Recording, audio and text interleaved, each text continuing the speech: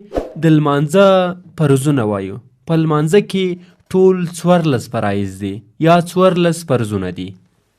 8 له لمانځه څخه بهر د لمانځه فرضونه دي چې د لمانځه شرطونه ورته ویل کیږي، او 6 په لمانځه کې دننه فرضونه دي چې د لمانځه رکنونه ورته وایي.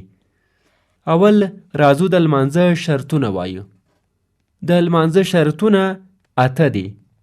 اول د ځان پاکوالی، دوهم د جامو پاکوالی، دریم د ځای پاکوالی، د هغه ځای پاکوالی چې موږ ورباندې لمونځ کوو، څلورم اودس کول یا تیمم وهل د عذر په صورت کې، پنځم د عورت پټول، د سړي عورت د نامه لاندې تر زنګنو پورې، او ښځه ټول عورت دی مګر مخ، لاسونه تر مړوندو او پښې تر بیډیو یا خنګرو پورې عورت نه دی.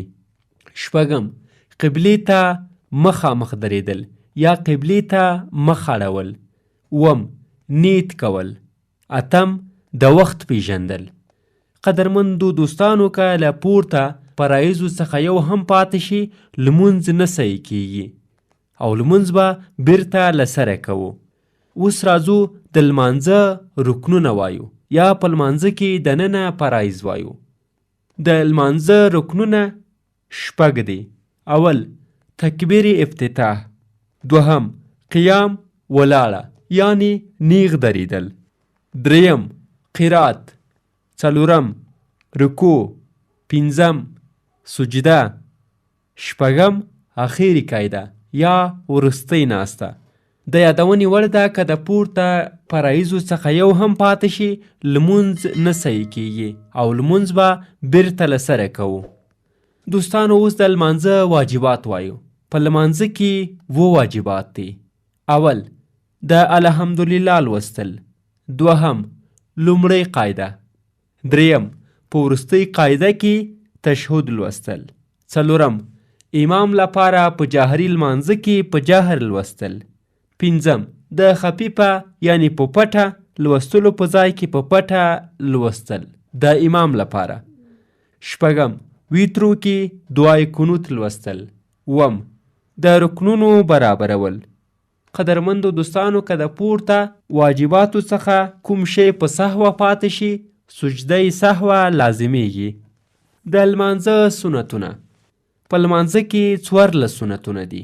اول د تکبیر تحریمی سره لاسونه غوږونو پورې اوچتول یا پورته کول، دوهم تر نامه لاندې ښی لاس په چپ لاس ایښودل، دریم سبحانه ویل، څلورم اعوذ بالله ویل، پنځم بسم الله ویل، شپږم امین ویل، اووم سمع الله لمن حمده ویل، اتم ربنا لک الحمد ویل، نهم د رکوع تسبیحات ویل یعنی سبحان ربی العظیم ویل، لسم د سجدی تسبیحات ویل یعنی سبحان ربی العلا ویل، یولسم اوله قاعده کې تشهد ویل، دولسم اخیر رکاتو کې الحمدلله ویل، دیارلسم د تکبیر افتتاح نه غیر نور تکبیرونه ویل، څوارلسم سلام ګرځول.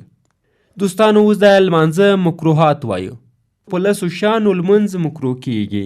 اول بې عذره پلتۍ وهل، دوهم په لاس د آیاتونو شمیرل، دریم څنګلې خورول په سجده کې، څلورم په سترګو ښي او چپ طرف ته کتل یعنی د سترګو تر کنجانو کتل، پنځم بې عذره سترګې پټول، شپږم د سجدې ځای نه ګیټې لرې کول په هغه صورت کې چې تکلیف نه جوړوي یعنی د سجدې له ځایه د ډبر یا بل کوم شي لرې کول چې تکلیف نه جوړوي، اووم ستوماني ویستل، اتم خوله وازول، نهم په جامه لوبې کول، لسم د صف نه وروسته یوازې ودرېدل که چیرته په لومړي صف کې ځای وي او ته په دوهم صف کې درېږي.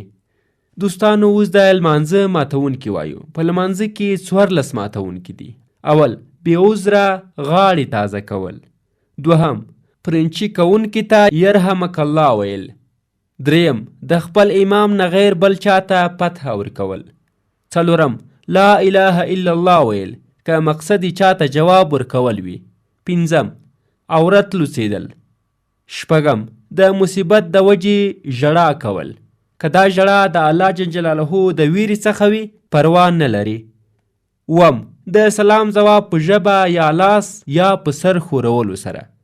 اتم د قرآن کریم له مخې په لمانځه کې قرات لوستل.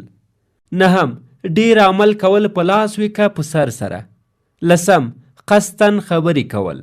یولسم خوراک یا څښاک. دولسم اوه ویل. دیارلسم خندل. څوارلسم بیهوشي. قدرمندو دوستانو دا و زموږ د نن ورځې درس. تر بیا مو په لوی او بخښونکي خدای سپارو. پاک الله مو